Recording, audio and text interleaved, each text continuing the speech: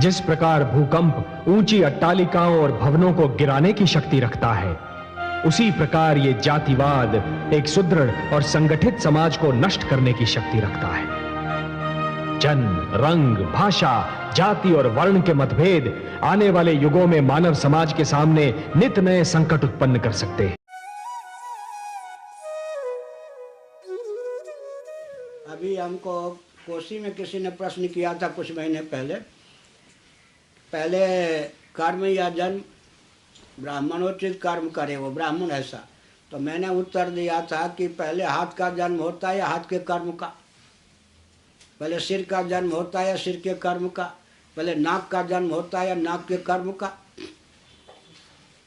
क्या समझ गए ना?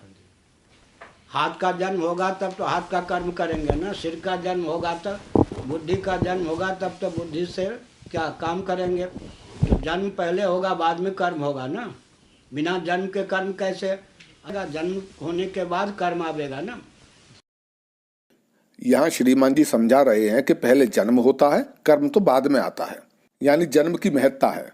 इसीलिए ब्राह्मण, क्षत्रिय, वैश्य, शूद्र जन्म से होते हैं, ना कि कर्म से, क्योंकि पहले जन्म होता है ना, कर्म तो बाद में आता है। हाथ पहले या हाथ का कर्म पहले? पाँव पहले या पाँव का कर्म पहले? तो जन्म पहले या कर्म पहले? चोरी का कर्म पहले या चोर का जन्म पहले? यानी अपने इस अद्भुत लॉजिक से यह कुछ भी साबित कर सकते हैं। यह कह सकते हैं कि कोई भी अपराधी कर्म से नहीं, जन्म से ही अपराधी होता है। आप पूछोगे कि ऐसा कैसे, तो यह ज्ञान दे देंगे कि देखो, जब जन्म ही नहीं होता तो कर्म कैसे करता? तो पहले जन्म हुआ ना, फिर उसने आपराधिक कर्म भी किया, जन्म की मुख्यता हुई ना। तो ऐसे बेतुके उदाहरण व कुतर्क से तो कोई भी बेहुदा बात ठीक बताई जा सकती है। आंख जन्म से है या कर्म से? नाक जन्म से है या कर्म से? जन्म से है, फिर कर्म भी उसके साथ लगा है। नाक पहले उत्पन्न होती है, नाक का कर्म पहले उत्पन्न होता है। आंख पहले या आंख का कर्म पहले? नाक पहले या नाक का कर्म पहले? तो जन्म पहले या कर्म पहले? वाह, क्या लॉजिक है जन्म से ही जाति थोपने के लिए। चलिए इनके इस लॉजिक को हम मान लेंगे। बस महाराज जी एक बार अपनी आंख से सूंघकर और नाक से देखकर दिखा दें। अब ये कहेंगे कि यह क्या फालतू बात है, ऐसा कैसे हो सकता है? आंख, नाक, कान के जो गुण कर्म है वो तो उनके जन्म से ही उनसे जुड़े हुए हैं, ये आपस में बदल नहीं सकते।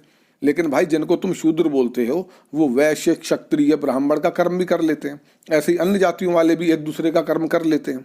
तो तुम्हारी बनाई इन 4 जातियों में जन्मे लोगों के तो गुण कर्म एक दूसरे जैसे निकल आते हैं।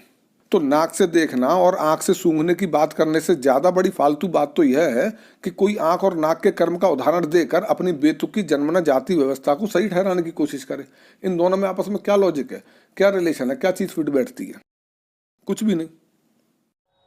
और जन्म से जाति तो होती है। मनुष्य जन्म से है या नहीं?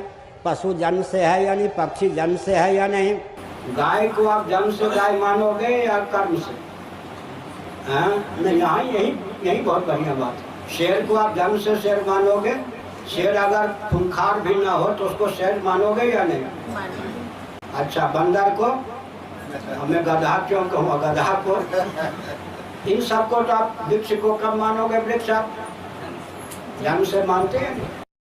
सही बात है श्रीमान जी की, लेकिन शंकराचार्य जी, यह कौन सा शेर है जो अपने मन से शेर, गाय, बकरी सब बन जाता है? एक और तो आप लोग कहते हैं कि ब्राह्मण तो कर्म से क्षत्रिय, वैश्य भी बन जाता है, 4 आश्रमों में फिट भी बैठ जाता है। श्रीमान जी, वह कौन सा वृक्ष है जो जन्म से वृक्ष हो लेकिन वो बाद में शेर बन जाए और शेर की तरह दौड़ दौड़ कर शिकार कर ले? एक भी वृक्ष बता दीजिए जो जन्म से वृक्ष जाति का हो और बाद में कर्म से सिंह या गाय या मनुष्य या कुछ और बन गया हो। आप एक ही उदाहरण बता दीजिए और हम आपको अनेकों उदाहरण दे देंगे जहां आपकी बताई जो 4 जातियां हैं उनमें से किसी एक में जन्मा व्यक्ति गुण और कर्म से दूसरी जाति वाले जैसा हो गया। जन्म से शूद्र था, कर्म से ब्राह्मण हो गया। जन्म से ब्राह्मण था, कर्म से वैश्य हो गया। जन्म से क्षत्रिय था, कर्म से शूद्र हो गया। अनेकों उदाहरण हैं। चलो मूल बात करते हैं। इन महोदय ने हाथ, पैर, गाय, शेर इन सबके उदाहरण देकर अपना जातिवाद वाला उल्लू सीधा करना चाहा, तो चलो इसी के आधार पर चर्चा कर लेते हैं। हम देखकर ही बता देते हैं ना कि यह हाथ है, यह पैर है, यह सिर है। हम देखकर ही बता देते हैं ना कि यह गाय है, यह शेर है, यह बंदर है और यह गधा है। तो क्या यह महोदय देखकर ही बता देंगे कि यह बच्चा या यह आदमी ब्राह्मण है, क्षत्रिय है या वैश्य है, यह शूद्र है? तब ये कुछ नहीं बता पाएंगे।